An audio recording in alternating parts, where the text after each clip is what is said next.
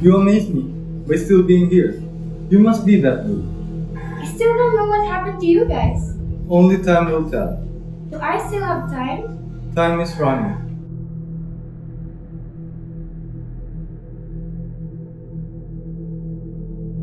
According to Lowenthal, the emergence of popular and mass culture is linked to the rise of market economy, where the consumers control the production of cultural products. Other perspectives emphasize that the function of popular culture can be likened to the bread and circuses concept observed in the ancient Roman Empire, where the ruling class control or pacify civil unrest and control the population through providing food and entertainment. There are two antiquated interpretations of the term popular culture. First indicates a work with inferior quality as a sign of being mass-produced, as the goal of mass production is the increase in profits, and in order to maximize profits, it might include the reduction of the quality of products. This might result in inferior quality goods. Second, refers to a work that is specifically tailored to evoke positive responses as well as to gain support. This might be evident in election campaigns. Alternatively, a more contemporary interpretation of the term popular is simply defined as well-liked by many people. The prima society is described as a naturally interconnected entity where people adhere to established values which acknowledges both hierarchy and diversity. One such example is the pre-colonial tribal society of the Philippines, where people live in tightly knit villages and they share a deep bond that is not shared by those in the city.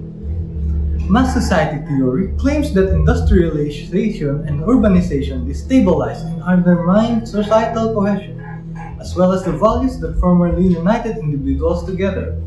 According to the theory, these phenomena have led to a state of atomization wherein individuals experience a breakdown of human connections and moral foundations that define their humanity. The lack of clear moral compass in the intermediary organizations such as religious institutions and community-based organizations leaves these individuals vulnerable to manipulation and exploitation by the mass media and popular culture. These individuals have no hard concept of principles, thus, they are easily swayed by the trends and fashions of the modern age. This vulnerability also risks lowering cultural standards as culture is trivialized and everything is reduced to the lowest common denominator of the mass. One such examples are the musicians of the past, such as Mozart, Bach, and Paganini, while today we have music that goes, Rosas ka ba? Kasi sa spaceship, isasakay kita. Mass culture refers to popular culture which is produced by the industrial techniques of mass production and marketed to a mass public of consumers in an effort to earn profit. This is why it is heavily associated with capitalism. Mass culture theory claims that when people are organized as masses, they risk losing their human identity and quality. This is because they develop the concept of a hive mind where they only had one particular mindset followed by the mass. American popular culture is seen as the embodiment of the negative aspect of mass culture. This is because, as mentioned earlier, mass culture is heavily associated with capitalism, and America or the United States is known for spreading the concept of capitalism in the world. According to Hogarth, the process of Americanization is associated with the decline of communal sociability. This is why in America, there are less personal and intimate relationships compared to more East Asian cultures.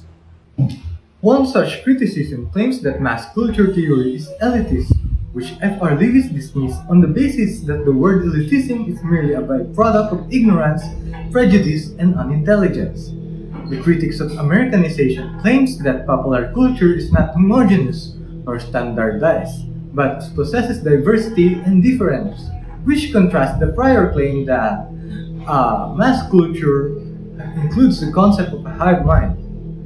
Even though mass culture theory often condemns mass culture as a whole, the distinction between popular and high culture is unclear and variable.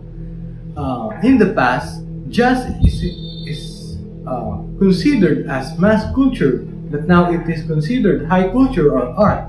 And rock and roll was also considered mass culture or lower quality music, but now it is considered art and high quality. So the concept of the mass culture evolves over time.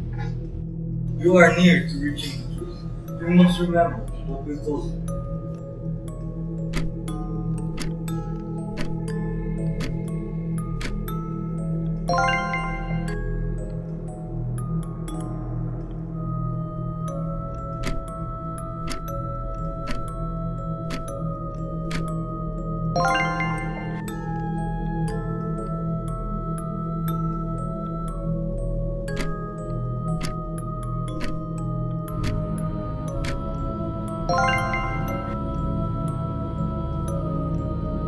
You are a strong one. Here's the key. Go open the last door.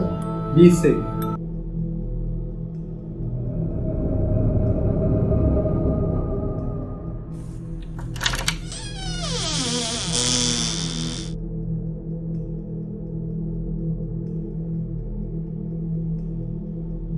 You've reached the last door. Congratulations. Yet, I still know nothing. You'll know everything if you remember it all. Will we all make it out here? Only if you do not give up. And now, let's hear the concept of Bakya. Bakya is a description of style and the sensibility of the style of popular culture. Bakya means anything that is cheap, gauche, naif, provincial, and terribly popular. It is often associated with low-budget entertainment such as certain types of movies, music, and fashion.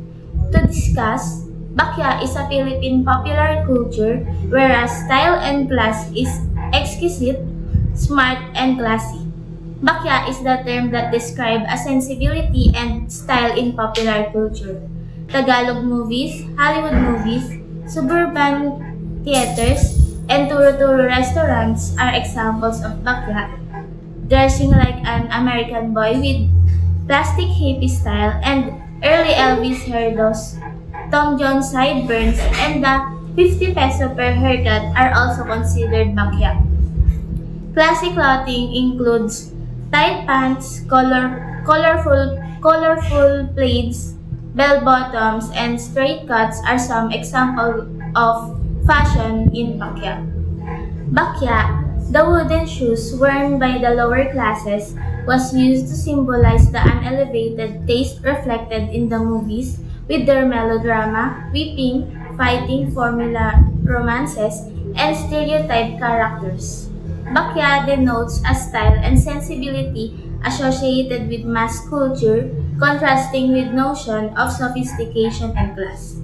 The lower class wooden shoes known as bakya were used as a symbol for the melodrama, fighting and crying, formula romances, and stereotypical characters that were included in the films. Bakya contrasts with ideas of elegance and class, signifying a style and sensibility connected to a popular culture. Meaning to say, the wooden shoes bakya represents the stylish and class of movies, musics, and or fashions. Here are some examples of bakya. Eddie Peregrina's song, which is Mardi, and Mardi movies starring Eddie Peregrina and Vilma Santos.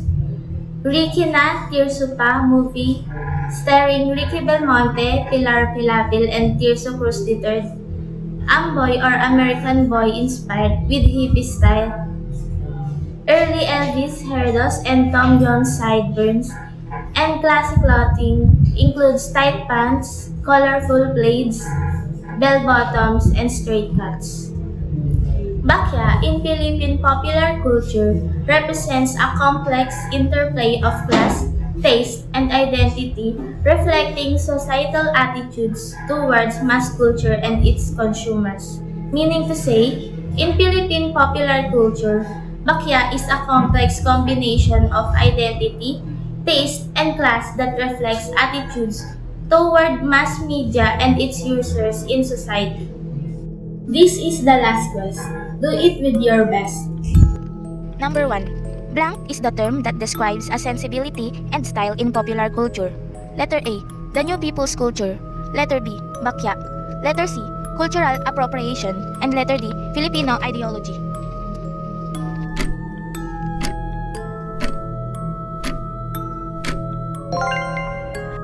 Correct. True or false? Bakya contrasts with ideas of elegance and class, signifying a style and sensibility connected to popular culture.